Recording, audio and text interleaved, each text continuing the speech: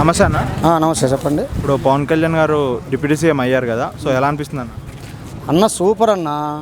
అన్న రావాలి అని ఎప్పటి నుంచో మేము కోరుకుతున్నాం. కానీ మన టీడీపీ కూటమితో వచ్చాడు కాబట్టి పక్కా అన్న ఎన్ని సీట్లు తీసుకుని అన్ని సీట్లు గెలిచాడు. అది పక్క నేను ముందే చెప్పాను. ఎలా అనిపిస్తుంది మరి ఇప్పుడు గెలిచాడు కదా? సూపర్. పని చేయాలంటే ఎట్లా చేస్తాడంటే అట్లా చేస్తాడు. అంటే ఇప్పుడు ఇచ్చిన హామీలన్నీ నెరవేరుస్తుంది. ఇంకా ఎందుకంటే ఇచ్చిన హామీలన్నీ నెరవేరుస్తాయి బ్రహ్మాండంగా.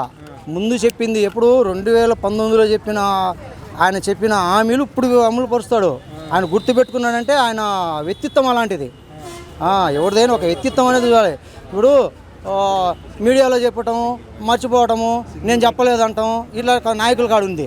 కానీ పవన్ కళ్యాణ్ కాడు లేదండి. అది ఇప్పుడు ప్రెస్ మీట్లో చెప్పింది మర్చిపోతారు ఎమ్మటే.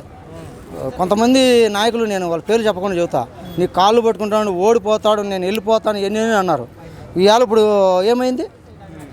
శబద్ధాలు చేశారు అందరూ.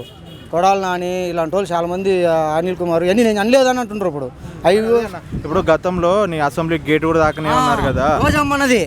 రోజమ్మన్నది ఆ ఆర్టిస్టే, నేను ఆర్టిస్టే. మళ్ళా రోజమ్మన్నది ఇవాళ ఎట్టపోయింది? అడ్రస్ లేదు.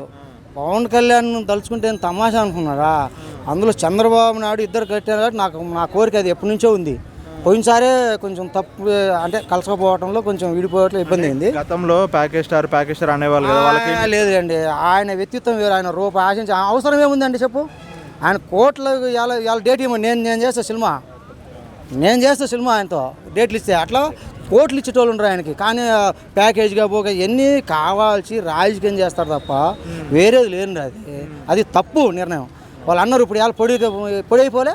అసలు ప్రతిపక్షవాద లేకుండా పోయారు ఆ పార్టీలో. 170 చేసిన 21 చేసిన 21 గెలిచిందా లేదా? ఇప్పుడు ఫైనల్గా పవన్ కళ్యాణ్ గురించి ఏం చెప్తాను? పవన్ కళ్యాణ్ అంటే ఆయన నాయకత్వంలో చాలా ముందుకు తీసుకెళ్తారు. అభివృద్ధి బాగా జరుగుద్ది. 4 శాఖలు ఇచ్చారు. పంచాయతీ ఒకటి, అటవీ శాఖ ఒకటి, గ్రామీణ అభివృద్ధి ఇంకోటి ఏది ఇచ్చారు. 4 శాఖలు ఇచ్చారు. 4 శాఖలు దులుపుతాడు అంతే. ఇంకా పక్కా అండి.